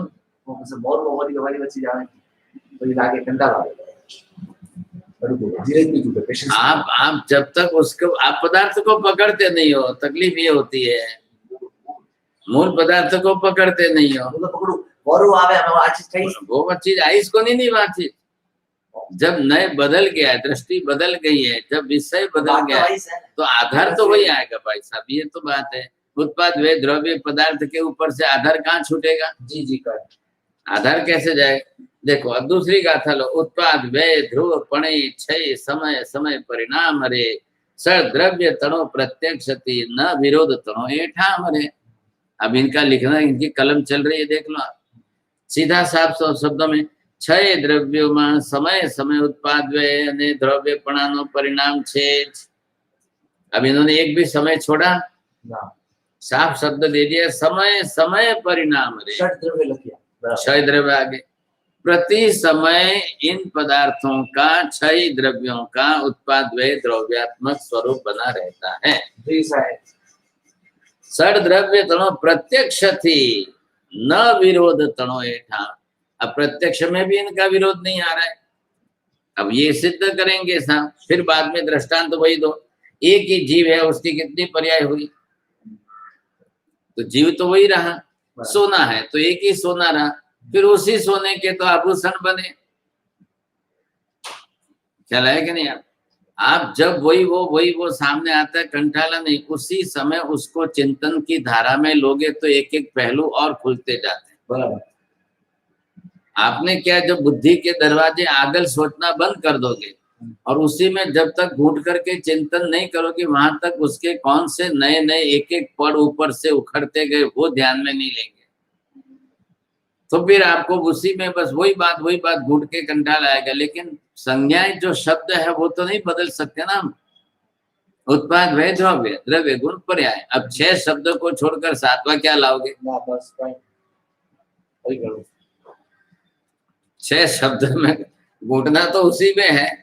आप बोलोगे रोज रोटी खाते, वहां कंटाला नहीं आता है। रोज ये बेचारी पत्नी को जाके स्त्री को पूछो, रोज आटा लेना, रोज पानी लेना, रोज गूंदना, रोज रोटी बनाना, रोज आटा लेना, रोज रोटी बनाना, तो उसके सिवाय पर्याय क्या है उसके पास? जी पर्याय क्या है? सब लोगों को कंटाला आता है तो क्या करते हैं, आइटम अलग कर दी, पर्याय बदल दी। पर्याय बदल दी तो राजी हो जाओ, घटक द्रव्य कहाँ बदलेंगे? अब इन्होंने क्या है, सट द्रव्य तणो प्रत्यक्षति न विरोध तणो है। मतलब आपको ये स्पष्ट कर दिया कि इसमें आपको 6 ही द्रव्यों के अंदर उत्पाद व्यय द्रव्य का एक साथ में होना रहना प्रति समय इसमें आपको किसी में विरोध आता ही नहीं है। और ये लोग विरोध पकड़ करके बैठकर मतांतर बनाकर बैठ गए। बात वहीं आके खड़ी हो रही है। अब इसको आप दृष्टांत से घटाने के लिए आगे की गाथा दे दिए। घट मुकुट सुवर्ण अर्थिया व्यय उत्पत्ति स्थिति पे खंतरे निज रूप हो गई हेमति दुख हर्ष उपेक्षावंतरे। अब वही पहली डाल के हिसाब से बैठाओ, वैसा ही अर्थ आएगा यहाँ पर। अब इनके हिसाब से साफ हो गया। दुख हर्ष उपेक्षावंतरे बाकी था। अब भाई साहब जब एक दुख हर्ष किसको हुआ, बहू ने कहा कि मने आग दागिनो નથી જોઈતો, મને આ પસंद નથી, तो पर्याय कारण नहीं, वो दागिना उन्होंने पिघला दिया। वो पिघला घट, मान लो अगर सोने का घट लो यहाँ के दृष्टांत में, घट मुकुट, अगर घड़े को पिघला करके मुकुट बनाया, यहाँ की आकर संज्ञा दी है, तो किसको हर्ष शोक होगा, किसको कौन दुख सुख होगा? जिसको घट चाहिए वो दुखी होगा, और जिसको मुकुट चाहिए वो हर्ष वाला राजी हो जाएगा। वो उपेक्षा वाला है। जो आपने देखा कि भाई ये तो सुवर्ण द्रव्य है, फिर इसमें कहाँ उपेक्षा करनी है, तो वो तो बिल्कुल अपनी तरह से तटस्थ है। भाई आए राजी थाय छे ने आए राजी थाय, एक रड़े छे ने एक हसे छे, एक वहू रिसाई गई ने एक वहू सुखी थी। अब ये होकर के भी पिता ससुर अपनी तरह से बिल्कुल जो है स्वस्थ, उपेक्षा है, उनको कुछ भी नहीं लगता, क्योंकि दोनों में सोना ऐसा ही रहा है ना। तो जब मूल द्रव्य को आप देखेंगे तब आप स्थित प्रज्ञ बनेंगे।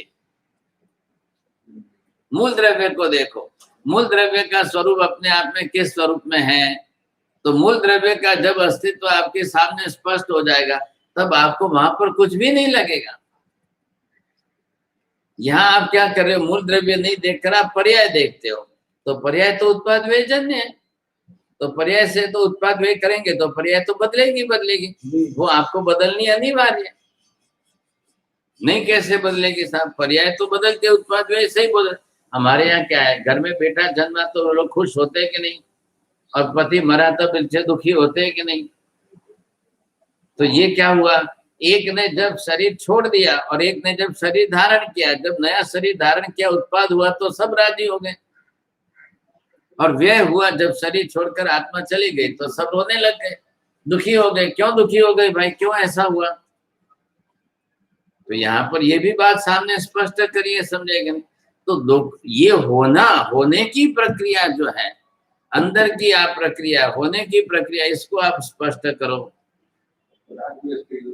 तो राकेश होना ही एक पर्याय बदली तो किसके राग का विषय बना, किसके द्वेष का विषय बना, किसको कौन सी पर्याय पसंद आए और किसको कौन सी पर्याय पसंद नहीं आए। तो ये होने के कारण दुख हर्ष उपेक्षावंत। हाँ, अब ये जो है, अब ये सुवर्ण द्रव्य अब अंदर घटाकार की पर्याय को धारण करता है। अब घट मुकुट आदि जिस तरीके से पर्याय का परिवर्तन होता है, अब मैंने आपको जो बात कही थी, जो ख्याल आया हो, तो ध्वंस अप्रतियोगी तुम नित्य से लक्षणम। आप पहले उधर जा करके आप ठीक है गाथा का सरल अर्थ करके राजी हो गए। आपने उत्पाद व्यय का द्रव्य के साथ में परस्पर विरोध या अविरोध, ये कौन सा सिद्ध किया आपने जी? अरे क्या सिद्ध किया? उसको मत है, वो नहीं का मत है, वो कैसे गलत है ये सिद्ध करना है। वो बराबर है। क्यों? अरे क्या बराबर, वो कैसे गलत है ये सिद्ध करना है आपको। आप नींद में है क्या? वो तो मन तो ना, वो तो मैंने आपको तो ठीक है ना, वो मन है। क्यों?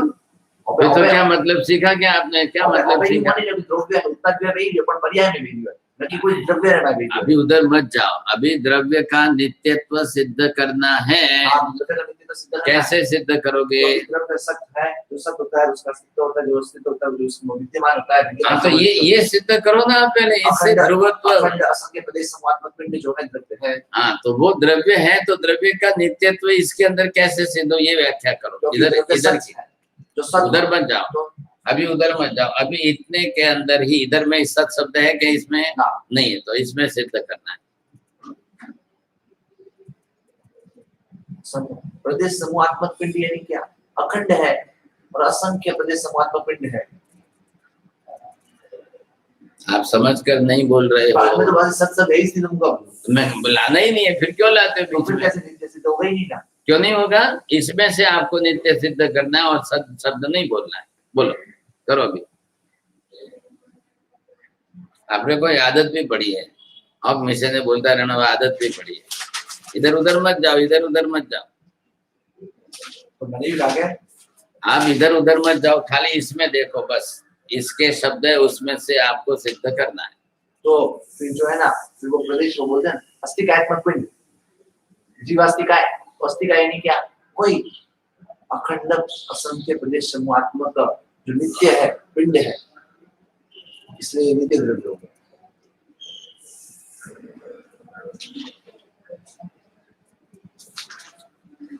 और था तो बड़े बोले नहीं फिर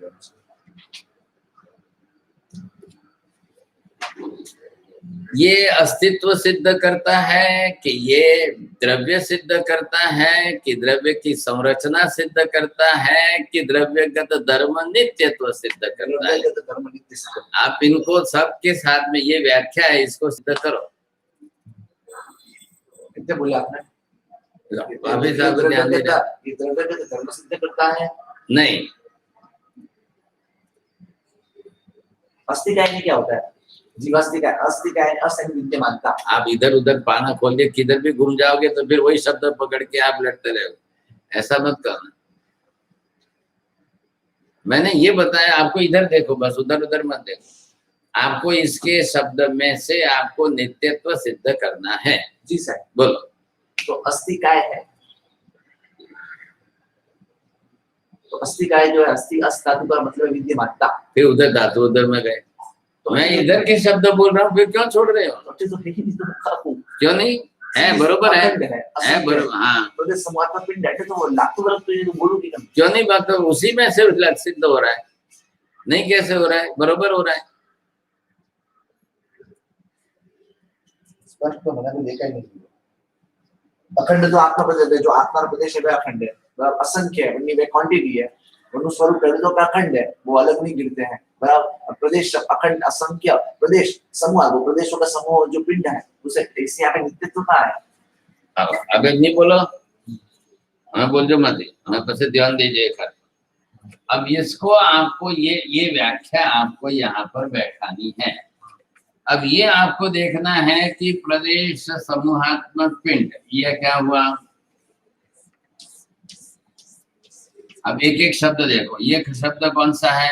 अखंड, असंख्य, प्रदेश, समूह और ये पिंड। अब इधर आपने देखा तो अखंडता किसके साथ जुड़ी है? प्रदेश समूह के साथ। ये तो खाली संख्यावाची शब्द है, असंख्य तो, और प्रदेश समूहात्मक स्वरूप ये है। अब अखंडता से क्या हुआ? एक भी प्रदेश अनंत काल में भी बिखरने वाला नहीं है। इसी से नित्यता सिद्ध हुई कि नहीं? सदा काल, तीनों काल में, अनंत भूत काल में, अनंत भविष्य काल में यही आत्मा द्रव्य, यही आकाश द्रव्य सदा काल नित्य बना रहेगा। अब भले पर्याय, अब पर्याय से क्या होगा? वो निगोद में है कि एक इंद्रिय में है कि पंचेंद्रिय में है कि सिद्ध में? तो उत्पाद में हुआ। उत्पाद में कितनी बार होगा? निगोद से लेकर सिद्ध तक अनंत अनंत अनंत अनंत बार होगा। तो भले ही होवे अनंत अनंत बार होते हुए भी इस द्रव्य का प्रदेश समूहात्मक पिंड स्वरूप अखंड बना रहा, एक भी प्रदेश बिखरा ही नहीं। इसके कारण, अब जैसे इसके कारण द्रव्यत्व सिद्ध हुआ, वैसे इसका धर्म, नित्यत्व धर्म सिद्ध हुआ।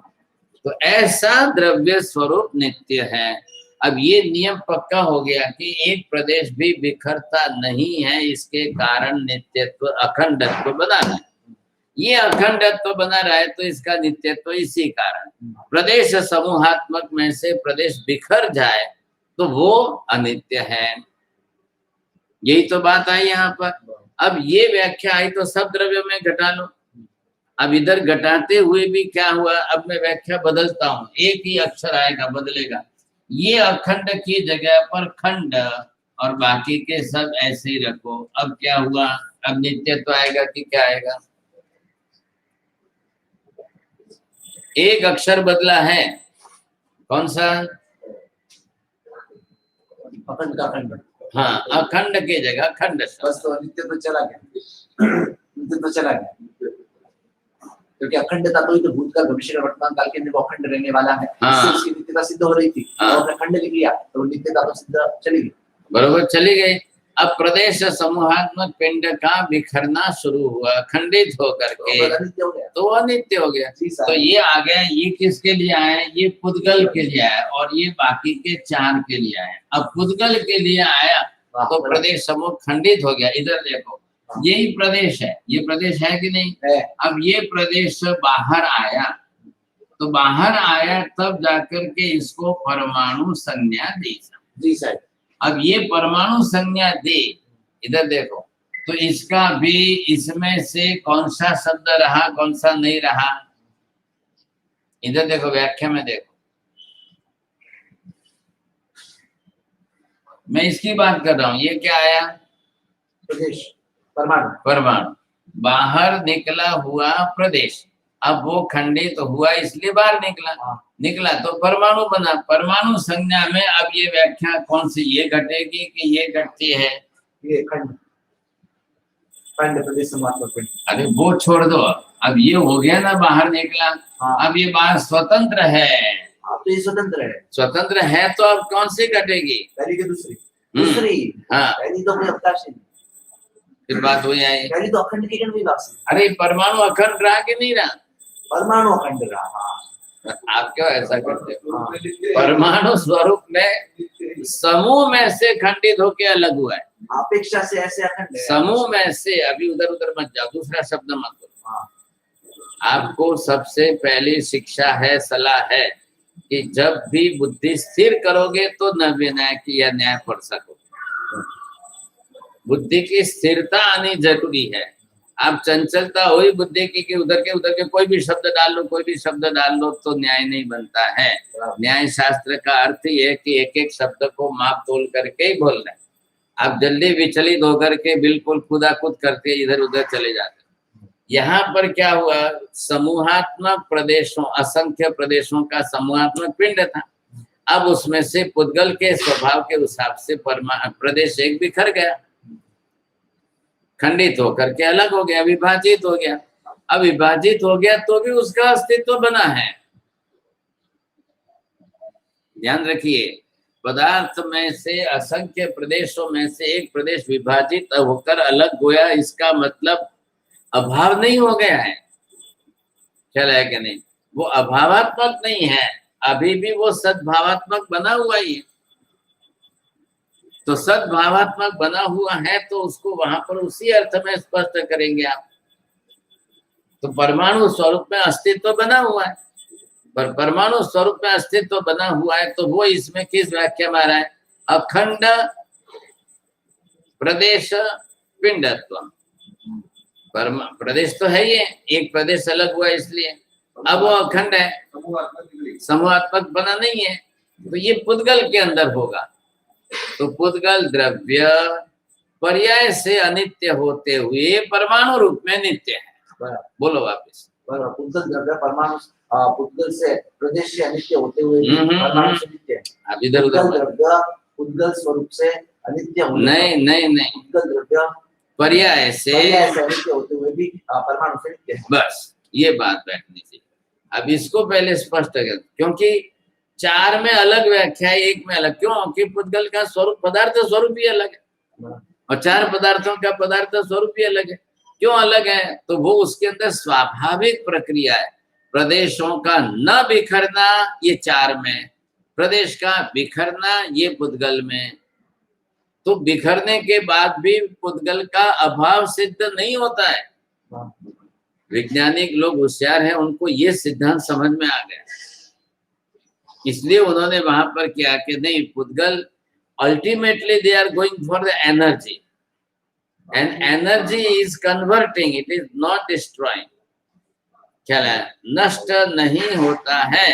पुद्गल के परमाणु के अस्तित्व का अभाव नहीं होता है, and that's why they have set the law of causation theory. So causation in the sense energy is only cycling, circulating, Not destroy. Not destroy. Transformation of energy. हाँ, ट्रांसफॉर्मेशन। अब वो पर्याय में परिवर्तन, बदल गई, इस पर्याय से इस पर्याय में, इस पर्याय से इस पर्याय में, पर्याय का परिवर्तन होगा। But itself is not going to be destroy. इसलिए ये सिद्धांत अब सब में अप्लाई कर रहे हैं। एक भी पर्याय नष्ट नहीं है। તમે શેરડીનો રસ કાઢ્યા પછી કૂચો ફેંકી નહીં દેવાનો, હવે એનો ઉપયોગ કરો। ચલો, इसमें से क्या बना सकते हो? Particle board. બૈરાઓએ માથાના વાળ ફેંકી દીધા, પુરુષોએ માથાના વાળ કાઢીને ફેંકી દીધા કે नहीं फेंकवाना नहीं, करो इसका उपयोग करो। उसको जो है वापस मेल्टिंग किया, उसको एमिनो एसिड बनाया, वो एमिनो एसिड बना करके साइकिल चलाओ, सर्क्यूलेटिंग साइकिल। तो वो सर्क्यूलेटिंग साइकिल चलाकर वापस बाल का ब्रेड बनाकर लोगों को खिला रहे हैं। बस ये बात आ गई सर। अब वो उनके लिए वो चीज नहीं। LCISTINE। हाँ, L16। हाँ, अब ये किसी को बोलना आपके पास स्पेलिंग के बराबर नहीं है। CISTI है। LCI L लगाकर थोड़ा L कैपिटल रखो कैपिटल और फिर आगे પછી वो अलग करके CI लिखो, CISTINE। दोनों प्रोनाउंसिएशन का है 16। 16। हाँ, L16 का शब्द प्रयोग जो है वो उसी में आएगा। अब वो लिख करके उसको निकालेगा, देखेगा तो क्या है ये पदार्थ, क्या है। अब किसको ये संज्ञा मालूम पड़ेगी? अब मनुष्य के बाल, उसको भी घुमा दिया, इधर लिए तो हमारे जैसे बाल है, तो कबूतर को पंख है कि नहीं है? पक्षियों को दूसरे पंख है कि नहीं है? उनके भी पंख को ले लो, करो दोनों इकट्ठे। सब क्या है भाई? कौवे का काला है तो कब बतख का सफेद है। आपको करना क्या है? पीस पीस करके उसका पाउडर बनाना है, परमाणु में पर्याय परिवर्तन करना है। होममेड ब्रेड बनी सर। होममेड नहीं, आप पर्याय का परिवर्तन करना है। परमाणु तो बचे। अब एक बाल है, एक बाल के 1 लाख टुकड़े बन गए तो क्या हुआ? परमाणु ही बनाए ना। तो परमाणु परमाणु सब इकट्ठे कर लो। अब उसके अंदर जो है पर्याय के अंदर सब आ गया, परमाणु बन गए। तो अब परमाणु बन के सब इकट्ठे होकर के सब आ गए तो क्या फर्क पड़ेगा आपको? बोले दूसरे पर्याय में परिवर्तन करके खिला दो। जी साहब।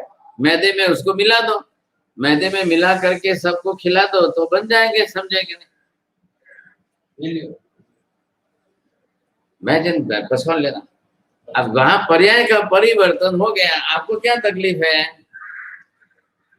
आपको क्या तकलीफ है? पर्याय का परिवर्तन हो गया, अब खिलाओ लोगों को, खाने दो। 100 करोड़ की जनसंख्या है। अब 100 करोड़ की जनसंख्या में से 25 करोड़ लोगों ने बाल फेंक दिए, और सबको इकट्ठा करके पर्याय परिवर्तन कर दो। बस पर्याय परिवर्तन करके खिलाते रहो। क्या तकलीफ है? लोगों को क्या होने वाला है? शरीर में तो अंदर जाने के बाद आंतों को चाहिए परमाणु, स्कंद रूप में आता है, तब दांत उसको वापस बदल करके पर्याय में परमाणु रूप में परिवर्तन करते। हाँ, दांत का काम क्या है? दांत क्यों बनाए? तो स्कंद रूप में जो आया है उसको पर्याय में परिवर्तन करो, परमाणु पर्याय में बदलो। तो दांत क्या करेंगे उसको? जब दांत जो कर रहे हैं तो स्कंद रूप में आया है। अब पूरी बादाम स्कंद है, एक बादाम के स्कंद के अंदर परमाणु कितने हैं? अनंत है। अब उसको आप दांतों से चबा चबा करके उसको परमाणु को बदलो, पर्याय को स्कंद में से परमाणु, वो जतरा है जतरा अंदर आते क्या करेगी? आपके ब्लड में क्या जाएगा? अब आप क्या करो, इधर एक टांकनी से लगाकर खून निकालो, और खून निकाल करके ऐसे देखो, उसमें कोई बिखरते हुए आपको कण कण कण नजर नहीं आएंगे। तो ये फिर आपके किधर जाएंगे? अब परमाणु रूप में बदलेंगे नहीं तो खून में वो रेती जैसे कंकड़ जैसे लगेगा तो नहीं चलेगा।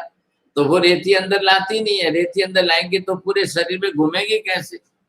तो आप जितना भी कम चबाओगे, कम ज्यादा मोटे स्कंद रखोगे, परमाणु में नहीं बदलोगे, तो वो सब छान छान छान छान करके संडास में मल बना करके विसर्जन करेंगे। तो खून निकला क्या बताया? हाँ, तो खून निकालो ना आप एक बूंद, और ऐसे ऐसे लेकर के देखो आप, उसके ऊपर रेती जमती है, हाथ में कर कर कर कर कर रेती जैसा लगता है कि आपको?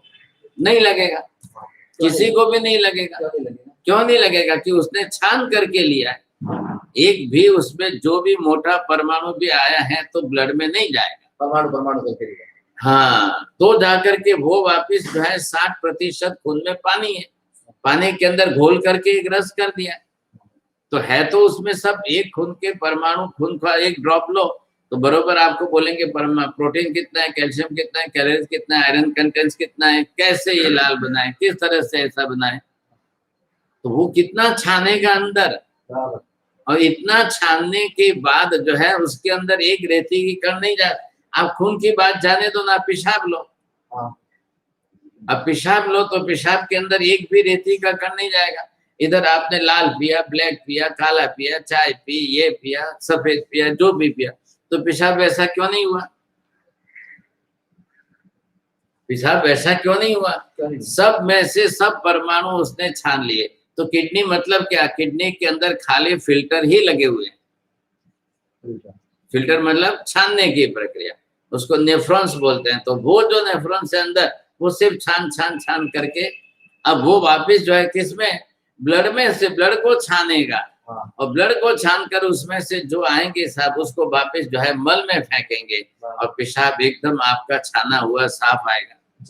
और आज ये किसी को बोल दिया जाए कि भाई आप गरना थी पानी गलो, तो ये कि आंसू माथा कुट, आपने तो गरनी थी गली ने काम पते, तो गरनी से गलने से जो है उसके अंदर रेती के कण आ जाएंगे। अभी आप कोई भी नमक ले जा करके पानी में घोलो, साग दाल में डालो, और वही नमक आप पानी में घोल करके ऊपर से पानी डालो और नीचे से देखो तो रेती आपको आएगी। तो है ही पृथ्वी का, है तो आएगी, पृथ्वी का है तो आएगी। अब किसी भी औरत को, एक स्त्री को बोल दो कि भाई आप ऐसे मत करो, आप नमक जो है पहले पानी में घोल के रखो, पानी में डाल करके घोल के रखो, और नीचे रेती बैठ जाएगी, तब ऊपर का पानी साग दाल में डालो। एक भी औरत स्त्री करने को ही तैयार नहीं। અમને ન ભાવે સાહેબ, અમે તો આમ ચપટીનું માપ છે, આ ચપટી લીધી ને આ નાખી, આ શાકમાં નાખ્યું, દાલમાં નાખ્યું। अब उनकी आदत ही है, हमें पानी में नौकती की ढा पड़ी, कैसे करेंगे? अरे करना पड़ेगा तब आदत बदलेगी, नहीं तो कैसे बदलेगी? अब उसमें रेती आएगी। हाँ, आप कोई भी नमक लेकर के देखो तो कितने टका रेती है उसमें। तो હવે ગલ્લાથી બસ વાળી ગયા